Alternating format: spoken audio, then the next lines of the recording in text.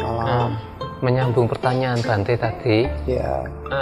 uraian Bante mengenai metode penghitungan nafas dalam meditasi.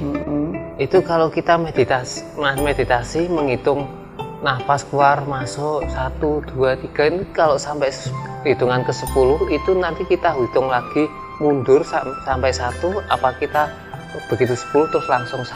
Oh, awal 1, enggak usah Awal mundur.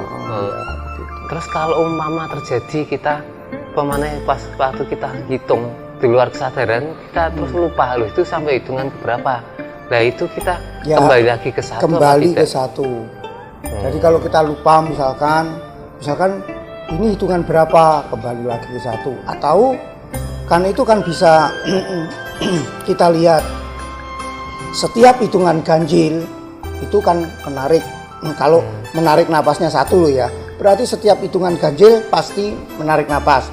Setiap hitungan genap pasti menghembuskan napas. Loh ini kok ganjil kok menghembuskan napas, berarti salah, harus kembali lagi ke 1 gitu.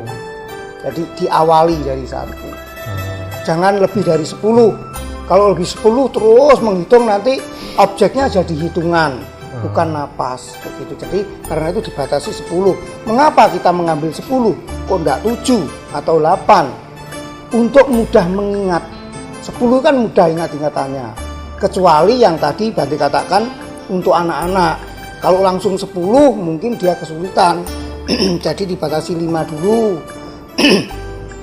Kemudian nanti naik berapa? 6, kemudian 7, 8 sampai 10. Nah, sudah 10 jangan dinaikkan lagi. Itu untuk membimbing anak-anak begitu. Ada juga teknik tetapi agak sulit. Selama menarik napas atau menghembuskan napas dihitung. Jadi misalkan menarik napas dihitung 1, 1, 1, 1. Kemudian menghembuskan napas 2, 2, 2. Tetapi itu agak kesulitan nantinya begitu. Akhirnya nanti kecenderungan ke menghitungnya, napasnya menjadi diabaikan begitu. Ya. Masih kan? Ya. Saya mau kembali ke objek-objek ya Bante. Ya. Objek itu apa, hanya ada 4 yang saya dengar tadi dari Bante. Itu kan mengenai objek pernafasan, terus Buddha Nusati, Marana Nusati, dan satunya Metta Bhavana ya. Tapi kalau saya kalau kemarin kan saya pernah Vipassana Bante. Itu kok saya harusnya kok keluar naik turunnya perut Bante. Perut ya. Begini, tentang objek, kalau berdasarkan Visuddhimagga, untuk samatha atau ketenangan itu ada 40 objek.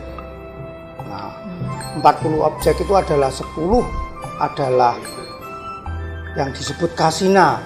Nah, kasina itu adalah kita menggunakan alat yang disebut mandala. Jadi misalkan kita mengamati mandala, kita buat tanah, jadi lingkaran tanah, kemudian kita amati, kita pejamkan, kita bayangkan, kemudian kita lihat lagi sampai bayangan lingkaran bentuk tanah itu nampak. Nah, kemudian kita pakai sebagai objek. Kemudian air, kemudian itu api, api lilin juga bisa. Dan juga angin. Kalau angin bagaimana kita melihatnya? Atau udara. Itu biasanya kalau sekarang itu kan ada kipas angin, kita kasih pita. Nah, gerakan dari pita itu yang kita lihat. Atau kalau ada daun pisang atau pohon tertiup angin kan bergerak. Gerakan itu yang kita amati. Memang agak sulit ini. Kemudian ada warna itu biru, kemudian kuning, merah, putih, kemudian cahaya dan ruangan terbatas. Jadi itu ada 10. Kemudian 10 lagi adalah yang disebut Nusati atau perenungan, yaitu Buddha Nusati, Dhamma Nusati, Sangha Nusati, Sila Nusati. Sila Nusati adalah merenungkan tentang sila. Kemudian Caganusati yaitu merenungkan kedermawanan. Kemudian Saganusati adalah merenungkan tentang alam-alam dewa. Nah, kemudian Marananusati, Kayagatanusati yaitu merenungkan unsur-unsur tubuh yang sebanyak 32. Biasanya kalau Papajasamanera diberikan 5, yaitu mengamati rambut kepala, bulu badan, kuku, gigi, kulit. Kemudian selanjutnya adalah Anapanasati, yaitu mengamati napas masuk, napas keluar. Dan yang satunya adalah merenungkan keadaan nibbana. Jadi ada 10 nusati. Nah, jadi itu ada 20 kan. Nah, yang 10 lagi adalah mengamati itu keadaan mayat. Itu ada 10 semua, yaitu mayat dari membusuk, yang membengkak, kemudian warna hitam dan sebagainya. Itu ada semuanya 10. Kemudian yang 10 sisanya terbagi 4, yaitu Brahmawihara, yaitu Meta Bhavana, yaitu cinta kasih, Karuna, yaitu belas kasihan, kemudian Mudeta atau sikap simpati, kemudian UPK, yaitu tenang, ketenang seimbangan, tidak memihak. Nah, kemudian 4 lagi adalah objek tanpa materi, yaitu ruangan tak terbatas, kemudian kesadaran tak terbatas, kemudian kekosongan, kemudian ada pencerapan maupun tanpa pencerapan. Nah, ini maksudnya ada pencerapan maupun tanpa pencerapan itu maksudnya begini. Diibaratkan kalau kita ada gelas berisi air, kemudian airnya ini kita tuang, kita buang gitu aja. Nah, kemudian kita katakan, apakah gelas ini kosong sama sekali dari air? Ya tidak, karena kan ada sisa sedikit toh air yang nempel di gelasnya. Tapi air yang menempel sedikit di gelasnya itu nggak tepat juga kita sebutkan bahwa air, karena itu objek yang ke-8 ini disebut ada pencerapan maupun tidak ada pencerapan. Nah, jadi pencerapannya ini, kesannya ini sebenarnya hanya sedikit sekali. Ya karena itu tidak tepat disebut ada, juga tidak tepat disebut tidak ada. Jadi sangat sedikit sekali. Nah, kemudian yang kedua, yang satu adalah merenungkan tentang 4 unsur daripada materi, yaitu unsur tanah, unsur air, unsur udara, dan unsur api. Kemudian yang terakhir adalah merenungkan kejijikan makanan. Jadi ada 40 itu. Nah, sekarang berkenaan tentang yang tadi disebut pada waktu Jingjing ikut Vipassana, saya kok disuruh mengamati kembung kempis perut. Nah, sedikit Bante terangkan. Memang umumnya di Indonesia, di negara kita, yang mengatakan bahwa latihan Vipassana objeknya adalah kembung kempis perut. Atau Bante, kalau menggunakan objek kembung kempis perut itu apa? Vipassana. Kemudian kalau meditasi dengan jalan mengamati langkah, apakah itu Vipassana? Dan ada yang mengatakan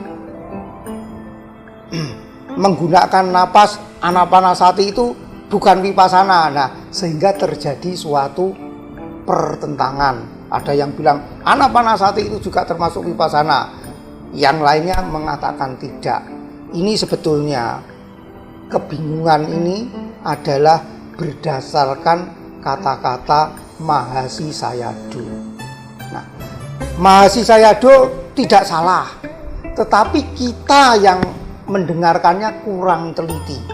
Kalau Bante baca di buku riwayat hidup Mahasi Sayadaw, beliau mengatakan demikian. Berdasarkan Wisuddhimagga, nah ini harus ada ini. Berdasarkan Wisuddhimagga, Vipassana Yanika itu adalah bukan menggunakan anapanasati, tetapi menggunakan yaitu apa? Catu Mahadhatu, yaitu 4 unsur, 4 dasar unsur tadi, tanah, air, api, dan udara. Sedangkan anapanasati termasuk golongan Janayanika. Nah, tetapi Janayanika ini juga masuk Vipassana loh.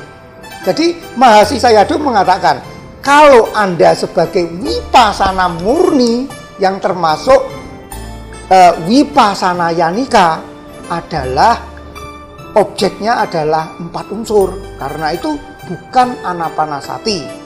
Ini berdasarkan Visuddhimagga memang. Kalau anapanasati, Anda termasuk sebagai Janayanika. Jadi masuknya Vipassana itu adalah dengan menggunakan jana. Tidak menggunakan kalau yang Vipassana Yanika itu dia tidak menggunakan jana. Paling tinggi adalah upacara samadhi. Nah, kemudian kembung kempis perut itu apa? Yaitu 4 unsur tadi. 4 unsur adalah mengamati apa? Tanah. Unsur tanah adalah sifat daripada kepadatan. Lunak. Kemudian keras. Maaf ya. Ini padat, lunak, berat, ringan, keras, dan juga lunak. Nah, pada waktu kita mengamati kembung kempis, ini adalah udara. Yang utama, yang paling dominan kita lihat adalah udara. Tetapi kalau pada waktu kita saat latihan kembung kempis, kan juga merasakan panas toh. Panas dingin itu adalah unsur air, pada unsur api. Pada saat kita merasakan kembung berhenti, kan merasakan tegang toh. Itu adalah unsur tanah. Kemudian pada saat kita kembung kempis dalam perjalanannya ada kekakuan, ada kelemasan, itu adalah unsur tanah.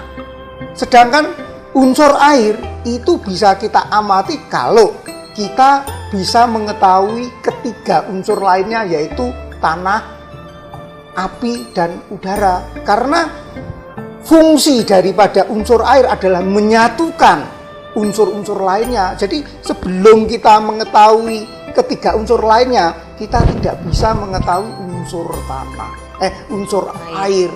Nah, karena itu aliran di udara itu adalah mengalirnya, maksudnya itu adalah unsur air.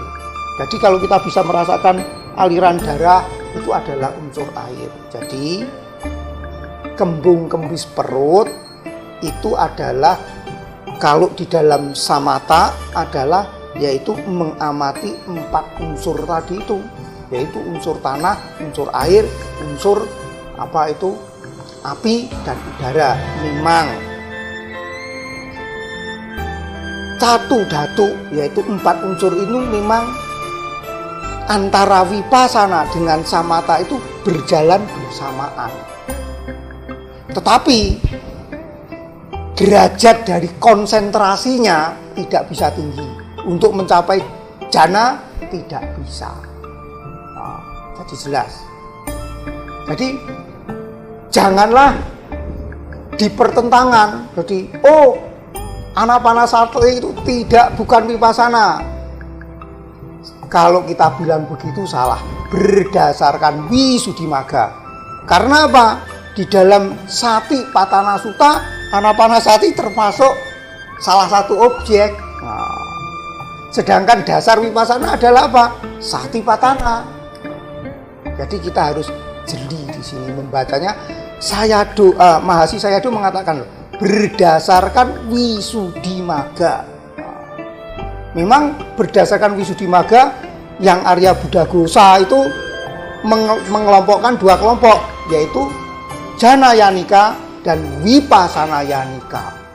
Nah, anapanasati itu untuk Janayanika. Gitu. Keduanya juga sama-sama Vipassana ininya. Cuma perbedaannya adalah derajat konsentrasinya. Kalau Janayanika itu derajat konsentrasinya sangat dalam. Sedangkan kalau yang Vipassana ini yang menggunakan 4 unsur, derajat kedalaman konsentrasinya tidak terlalu dalam. Ya. Terus Bante,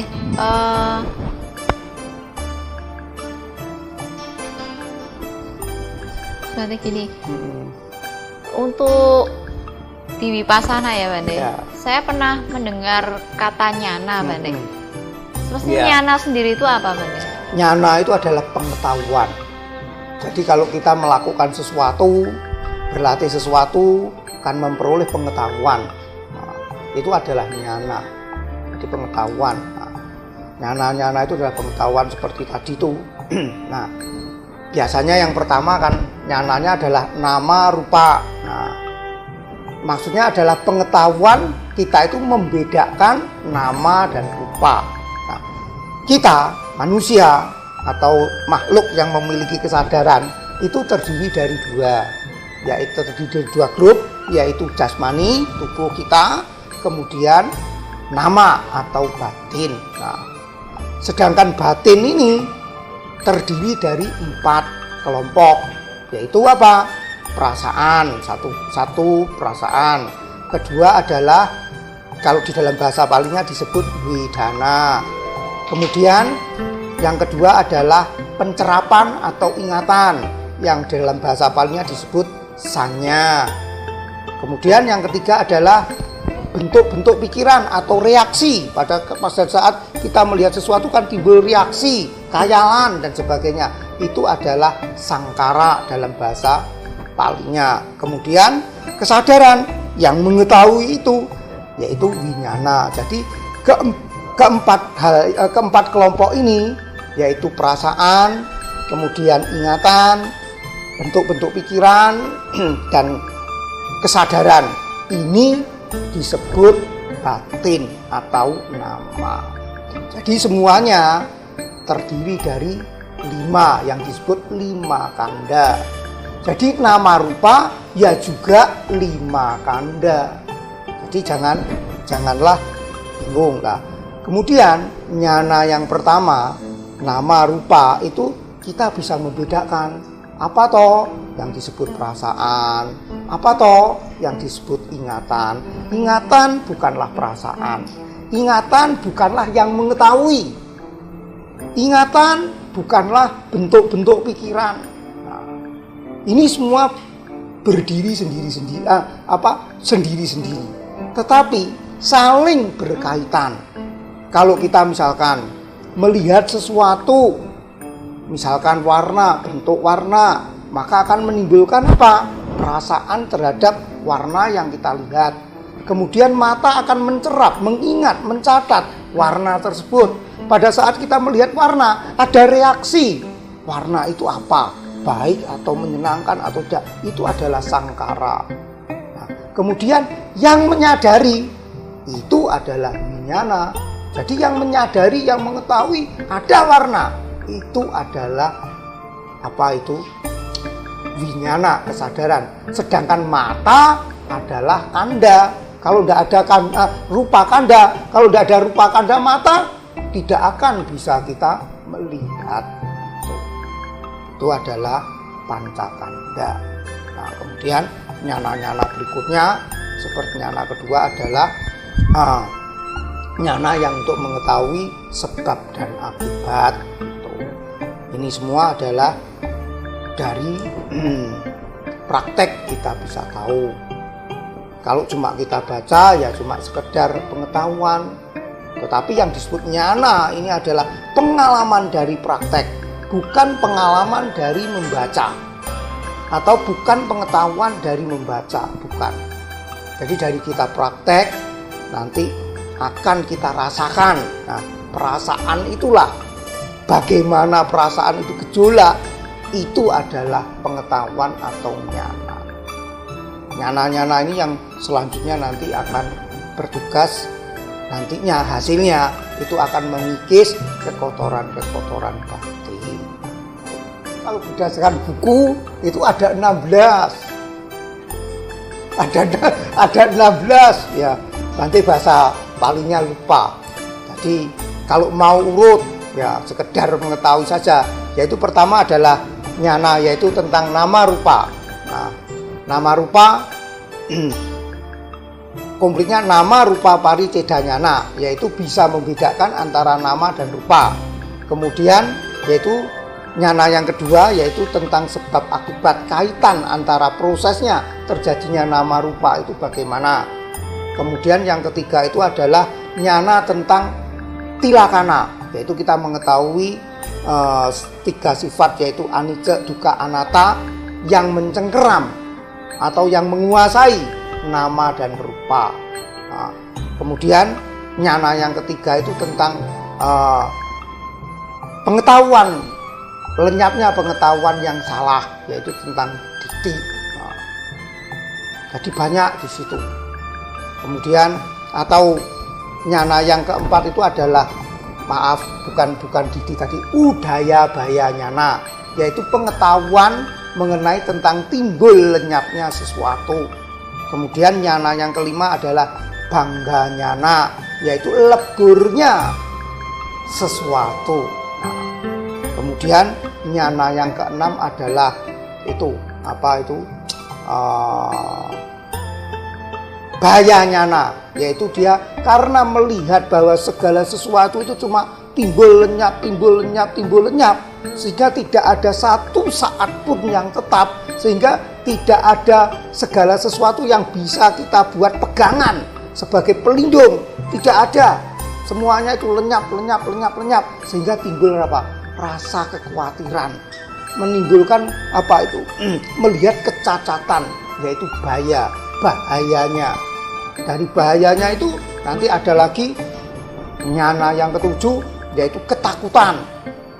Setelah ketakutan menimbulkan itu nyana apa?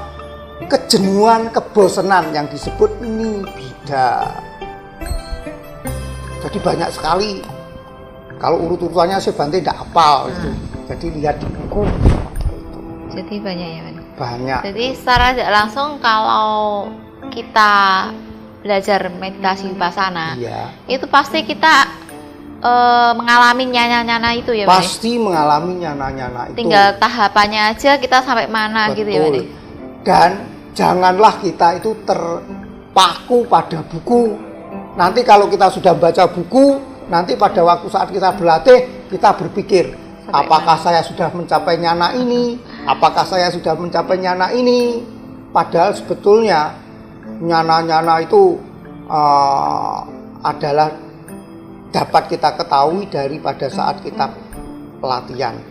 Tetapi yang penting aja, karena itu dari 16 itu pokok-pokok yang penting adalah ini.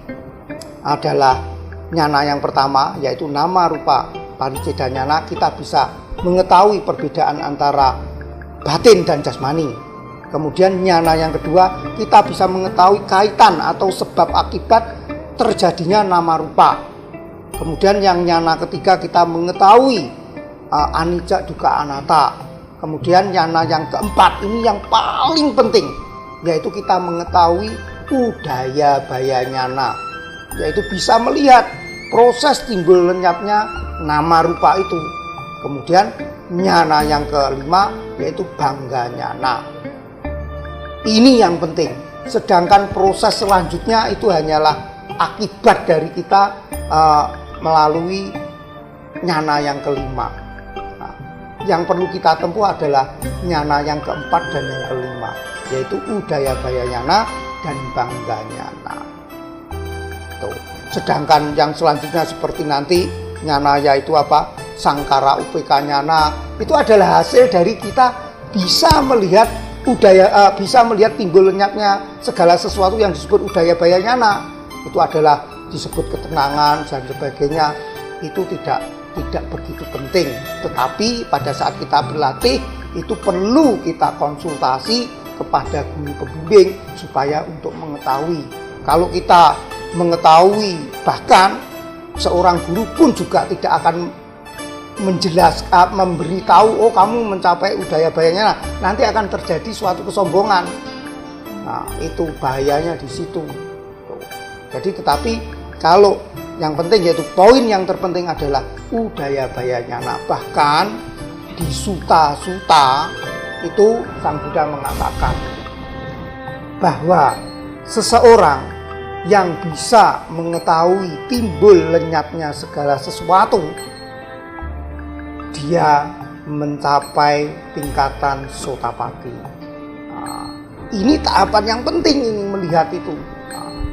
Nah, tetapi ingat, Sotapati itu pun juga ada beberapa macam, ada 7 kalau tidak salah. Nah, tentunya ini yang masih tingkat rendah.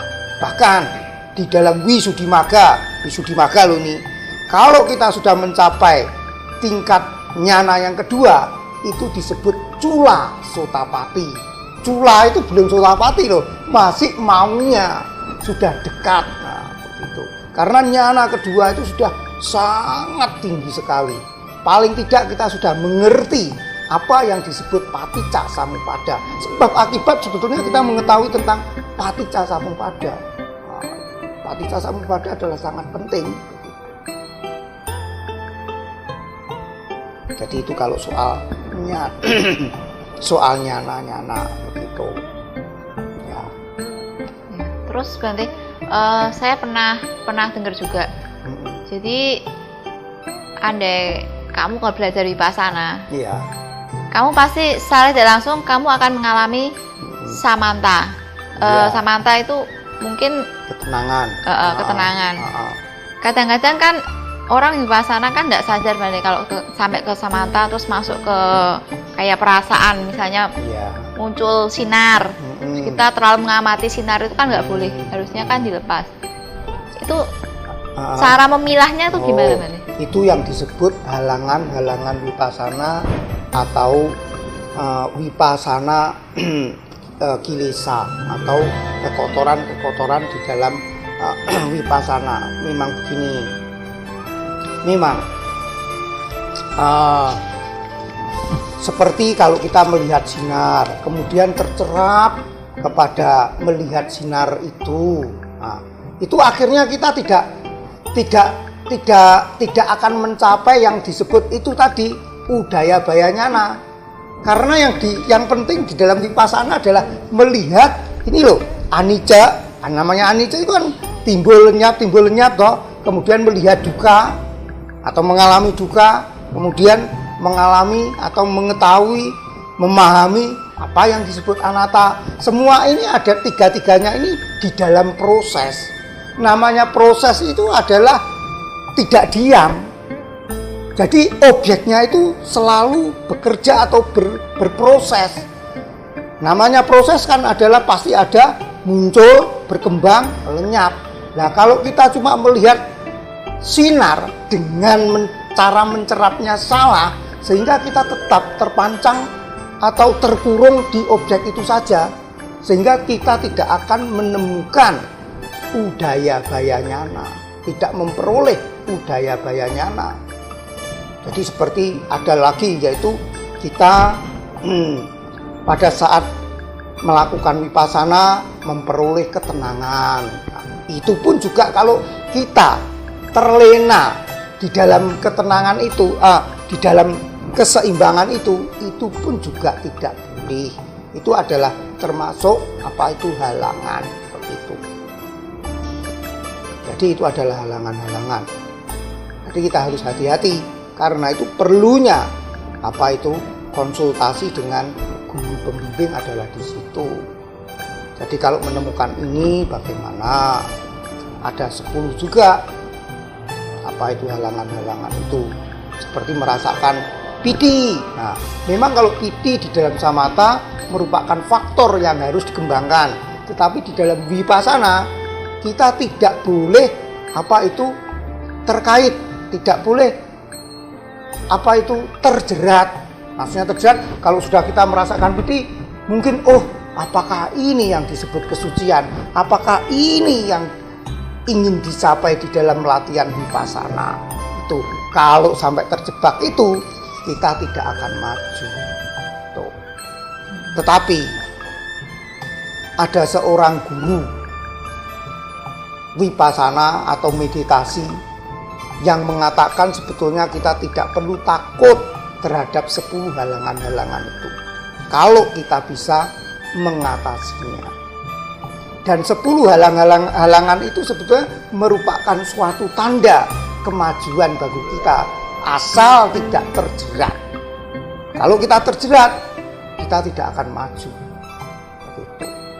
Contohnya, kalau kita misalkan dapat melihat sinar yang disebut obasa, tetapi kita tidak tercerap, maksudnya tidak terjerat terhadap aneka warna itu, tetapi kita saat itu sadar, kita bisa menggunakan sinar itu, yaitu apa?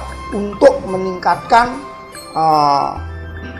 kemampuan kita, yaitu nantinya akan memperoleh kemampuan mata dewa dengan menggunakan sinar itu sebagai objek. Nah, tetapi harus sadar, jangan sampai kita tercerap.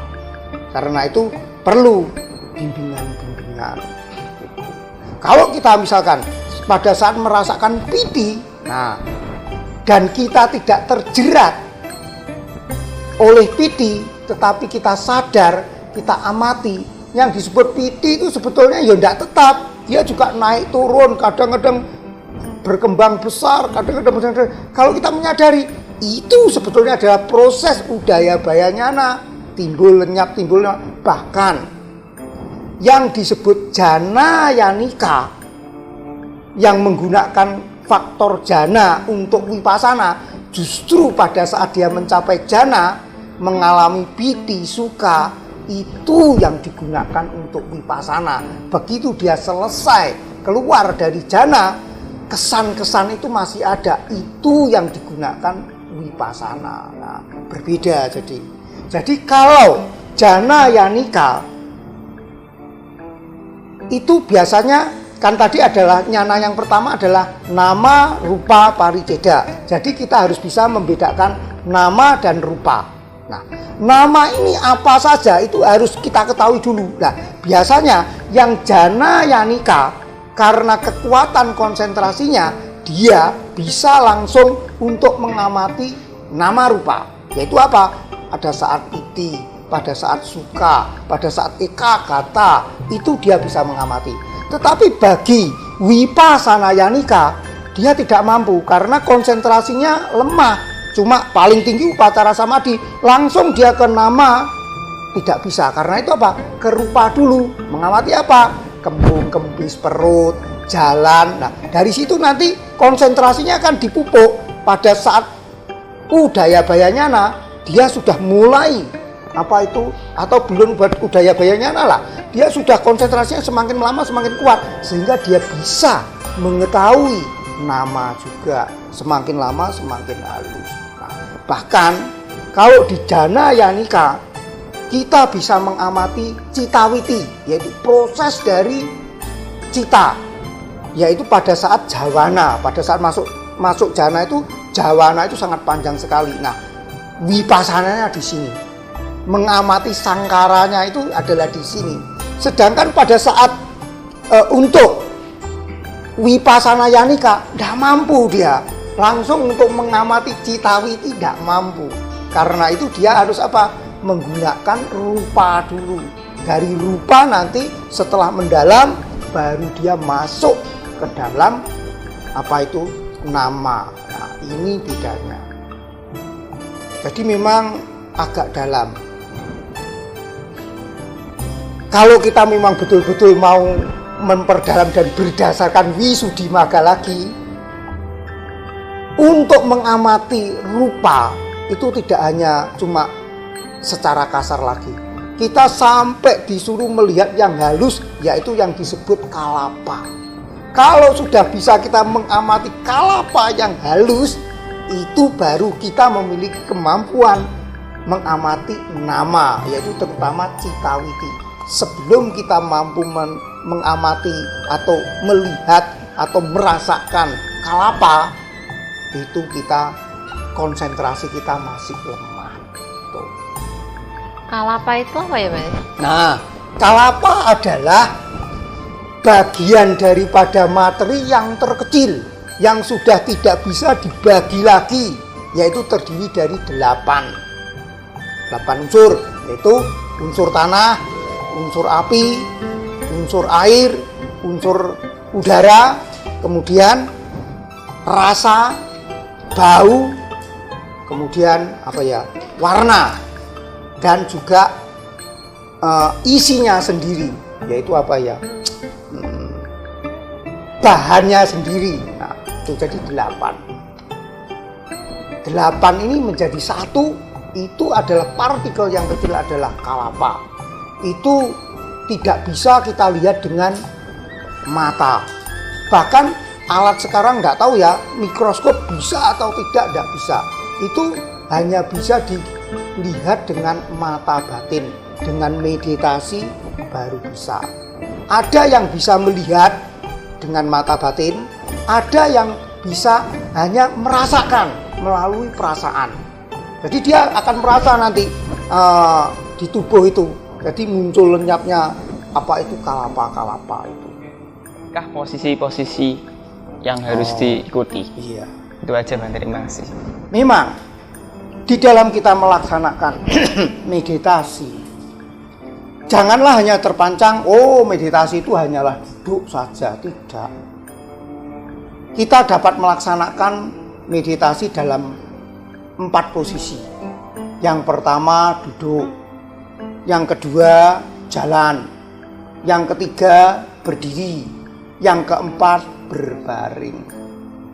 Lah, kalau kita menguasai 4 posisi ini, duduk, berdiri, berjalan, dan berbaring, maka kalau kita gabung berarti kita dalam sehari selama tidak tidur kita bisa meditasi. Karena kan setiap hari kita pasti jalan, kita juga pasti duduk, kita juga pasti berdiri, kita juga pasti berbaring. Kalau kita menguasai 4 posisi ini, kita bisa melakukan meditasi selama 1 hari asal tidak tidur terlelap. Nah, berarti kita bisa meditasi setiap saat. Memang sebetulnya tujuan meditasi baik samatha dan vipassana, terutama vipassana, itu supaya berhasil, itu paling tidak kita harus melalui 1 tahap, yaitu kesadaran kita harus bisa menyadari aktivitas saat ini dan sambung menyambung. Artinya kesadaran kita mengamati aktivitas saat ini yang terus menerus, yang mengalir terus tanpa putus. Karena apa? Vipassana tadi kan dikatakan bahwa untuk mencapai nyana yang disebut udayabhaya nyana, timbul lenyap. Namanya timbul lenyap kan proses. Nah, kalau kita sesaat saja lepas, ya terputus. Karena itu harus kita mengamati terus menerus. Dan misalkan dalam meditasi samatha yang ingin mencapai ketenangan yang dalam, jhana, itu sebetulnya kita pun juga harus mampu mengamati proses dari batin kita dari saat ke saat. Nah, saat ke saatnya itu lebih cepat daripada detik. Nah, jadi janganlah beranggapan meditasi itu pokoknya cuma hanya selama duduk, setelah kita selesai berdiri sudah selesai. Itu salah. Justru itu kita tidak bisa maju-maju. Kalau ingin maju, justru kita tekankan di dalam kehidupan sehari-hari yang terus-menerus. Begitu kita duduk, sebetulnya kita juga mengamati gejolak dari batin yang terus-menerus saat demi saat.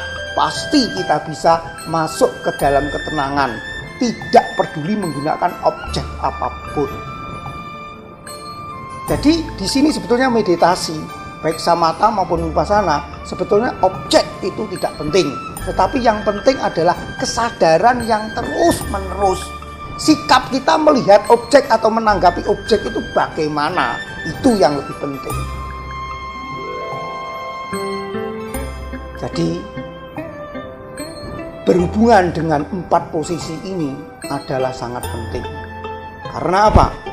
Kalau kita bisa meditasi dalam keadaan duduk, kemudian pada saat berdiri terus kita bisa meditasi, kemudian jalan kita bisa meditasi, kemudian pada saat berbaring kita pun juga bisa meditasi. Berarti selama aktivitas 1 hari asal tidak tidur terlelap, kita bisa selalu mengamati proses dari jasmani dan batin kita. Nah, kalau kesadaran kita bisa begitu mengamati itu, pada saat kita berdiri juga sadar, pada saat kita jalan sadar, pada saat duduk kita sadar, dan semua itu pasti berpusat kepada pikiran. Nah, kalau kita bisa mengamati semua itu juga, nantinya lama-lama kita bisa mengamati proses daripada pikiran kita, itu yang disebut masuk ke dalam cita nupassana. Kalau kita bisa masuk ke dalam cita nupassana dengan dalam, berarti kita bisa membaca aliran pikiran kita setiap saat.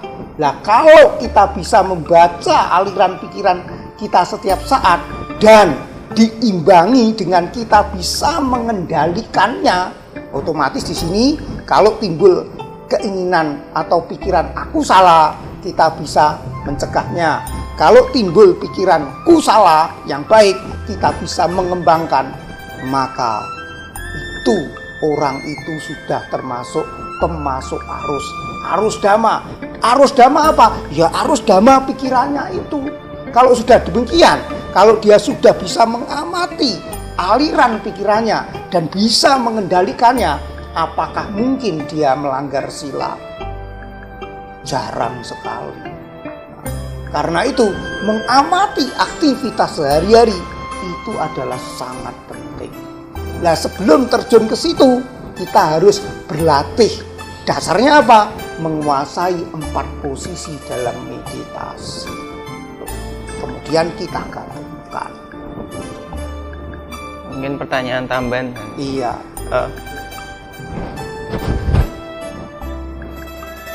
Pertanyaan tambahan, Bante. Sebelum itu. Pertanyaan tambahan, Bante. Iya. Mungkin ini Sebetulnya nggak usah pakai pertanyaan tambahan, banyak gitu aja. ya. Ya. Untuk persiapan awal dari meditasi itu apa, Bante? Apa kalau untuk umat selain agama Buddha sendiri itu, atau adakah aturan tertentu gitu? Memang di dalam berkenaan dengan 4 posisi tadi, yang paling enak itu adalah, sebetulnya yang paling enak adalah berbaring. Tetapi ada kelemahannya.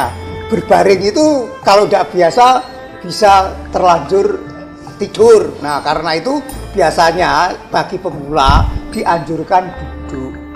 Nah, kemudian sikap duduk yang baik itulah yang perlu. Nah, ya, kita karena terutama zaman sekarang ya, kita kan selalu dibiasakan duduk di kursi. Kalau zaman dulu, terutama orang yang timur, itu kan duduknya kan sila, terutama di negara Nusantara ini. Jadi biasa mereka itu sila sudah tidak masalah. Tetapi bagi sekarang orang modern, karena duduk di kursi, disuruh duduk sila itu sulit, pasti sakit. Nah, karena itu perlu kita latihan atau sikap duduk meditasi yang benar, yang nyaman itu bagaimana. Ya, kalau mau menggunakan sikap teratai, misalkan dengan contoh kaki, kalau yang mau dilipat begini ya bisa, tetapi harus latihan. Nah, ini adalah sikap teratai. Ini memang sikap yang paling pokok. Kalau kita begini udah pasti tegak, mau bungkuk gini sulit. Goyang ini paling enak kalau bisa. Kalau nggak bisa ya caranya ya dia berlatih, yaitu separuh-separuh begini dulu. Jadi dilatih biasa. Kalau tidak bisa bagaimana, Bante? Ya pakai sistem Myanmar, itu adalah disejajarkan. Jadi begini. Nah, jadi begini, sejajar begini. Jadi sejajar, bisa yang kanan di depan, bisa kiri yang di depan. Nah, kalau sejajar begini, tidak ditumpuk gini, tidak tertitik enak. Nah, yang paling perlu diperhatikan, kedua lutut ini harus terletak di lantai. Kalau begini tidak ada tegangan. Tapi kalau meditasinya kita begini, nah ini sulit. Ini pasti ada tegangan, ini sulit ini. Nah biasanya kan meditasi begini.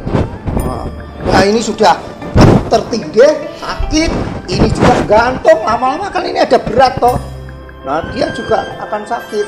Nah kemudian begini. Nah kalau begini, nah, untuk supaya kedua lutut ini menempel atau bersandar kepada lantai, kita tarik agak lebar. Kalau tidak bisa bagaimana? Perlu ini apa?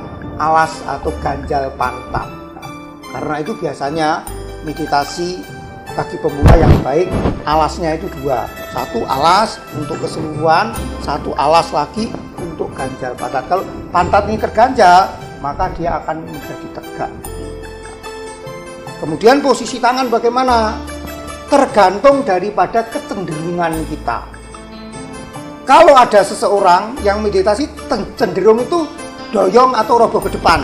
Nah, kalau roboh ke depan, tangan berada di pangkuan. Nah, kalau dia tangan berada di pangkuan begini, begitu mau roboh kan ini kan tertekan toh, terasa toh. Nah, dia langsung akan tegak lagi. Tetapi kalau kecenderungannya dia itu roboh ke belakang, lebih baik tangan kita letakkan di lutut, bisa menghadap ke atas, bisa tengkurap. Jadi kalau begini, begitu dia mau roboh ini kan terasa. Nah, kemudian bisa ditarik lagi. Itu adalah posisi tangan. Tubuh sekali lagi adalah tegak, terutama, dan leher tegak, terutama yang menggunakan objek anapanasati. Karena apa? Aliran napas supaya lancar, supaya alami, jadi harus tegak. Tegak tetapi tidak kaku, tapi tegak biasa. Dengan demikian aliran napas akan lancar. Kemudian karena meditasi tidak, kalau objeknya tidak menggunakan kasina, tidak menggunakan objek-objek yang dilihat, ya kita tutup aja. Nah, nutupnya ya dengan pelan-pelan tutup semua, jangan terlalu kencang akan tegang, biasa aja. Kemudian bagi orang yang menggunakan kacamata karena tertutup, lebih baik kacamata itu dilepas. Nah, itu. Kemudian biasanya ada pertanyaan, lalu bagaimana Bante air liur yang terkumpul? Nah, kalau air liur yang terkumpul tidak apa-apa, telan saja. Lama-kelamaan nanti kebiasaan akan hilang sendiri. Itu mengenai sikap pemula. Nah, yang penting, terutama bagi pemula, janganlah takut. Kalau takut itu adalah sulit lah. Bagi umat Buddhis, kalau untuk mengatasi takut apa? Menggunakan objek Buddha Nusati. Nah, gunanya Buddha Nusati kalau kita merenungkan Sang Buddha, akhirnya kan ketakutan-ketakutan kita kan hilang. Tuh. Jadi yang pertama janganlah takut. Kendala yang paling besar adalah takut. Ya. Ada lagi? Ya. Bante, konon katanya kalau meditasi itu bisa untuk pengobatan. Betul nggak Bante? Ya memang bisa, tetapi sekali lagi kalau kita meditasinya itu hanya cuma untuk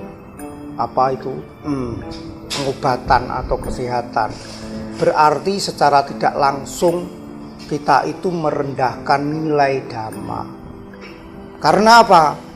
Meditasi Buddhis itu tujuannya adalah untuk mencapai yang lebih tinggi, dan bahkan yang tertinggi itu, kebahagiaan yang tertinggi adalah nibbana. Sedangkan coba kita pikirkan, kalau kita hanya khusus untuk kesehatan, kalau sudah sehat atau dapat menyembuhkan penyakit tertentu, apakah kita tidak terserang penyakit lainnya lagi? Walaupun kita misalkan tidak pernah sakit, sehat, apakah kita bisa bertahan umurnya panjang? Toh nantinya juga kita dikalahkan oleh kematian. Apakah tidak lebih baik dalam kita meditasi itu bisa mengatasi ketakutan menghadapi kematian? Atau kita bisa mengetahui setelah mati ini apa yang kita lakukan, atau di mana kita ini setelah mati? Ngerti maksudnya? Kalau seseorang mengerti dhamma dan mencapai sesuatu, dia akan tahu setelah mati ini saya ini kira-kira berada di mana toh. Mengapa demikian? Karena saat yang lalu itu menentukan saat sekarang. Saat sekarang menentukan saat yang akan datang. Nah, sekarang kita akan bisa melihat sekarang keadaan kita, hidup kita, tubuh kita, wajah kita, ini sekarang ini ditentukan oleh masa lalu. Kita dalam keadaan misalkan cakap, jelek, itu kita bisa memperkirakan dulunya kira-kira saya itu melakukan apa. Nah, sekarang kalau kita masa depannya itu mau bagaimana, kita harus melihat apa yang kita lakukan sekarang. Kalau sekarang ini kita melakukan hal-hal yang baik, dengan pasti kita menentukan masa depan kita itu adalah bahagia.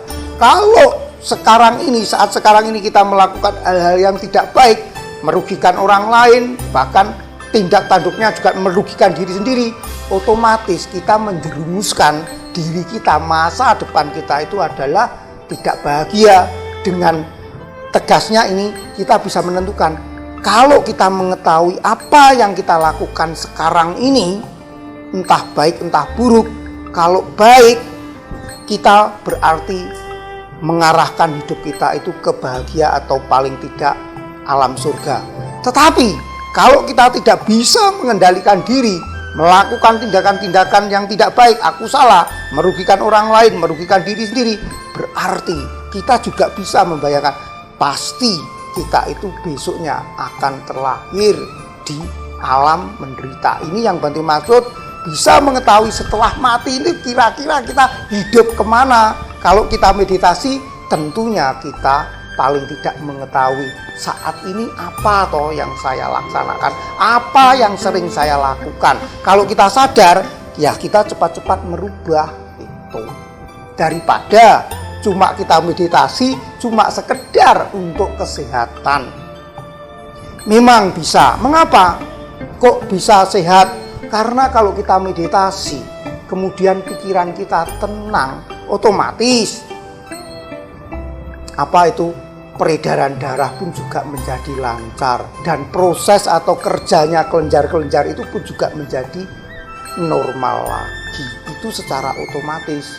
Karena banyak dokter yang mengatakan bahwa penyebab penyakit itu 70 atau 60% itu dari pikiran, dari batin. Karena itu kalau kita meditasi tenang, maka memang bisa untuk menunjang kesehatan. Tetapi sekali lagi, kalau kita urusan kesehatan itu adalah sebetulnya janganlah terlalu dipikirkan. Pikirkanlah atau hormatilah nilai dhamma yang lebih tinggi. Ya, gitu. Jadi urusan kesehatan, bahkan tidak cuma kesehatan saja, juga kesejahteraan, kaya dan sebagainya, atau kemampuan-kemampuan seperti mukjizat dan sebagainya, itu adalah hasil samping daripada latihan pembinaan batin atau bhawana ini.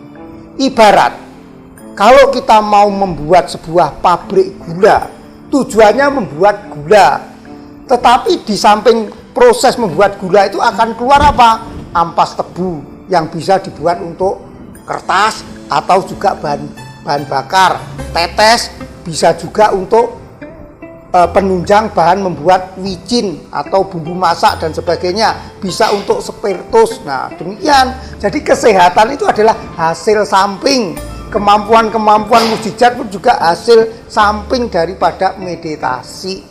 Jadi gitu. Jadi tujuan meditasi adalah melenyapkan, mengikis loba, keserakahan, dosa, kebencian, moha, kebodohan. Itu tujuan utama.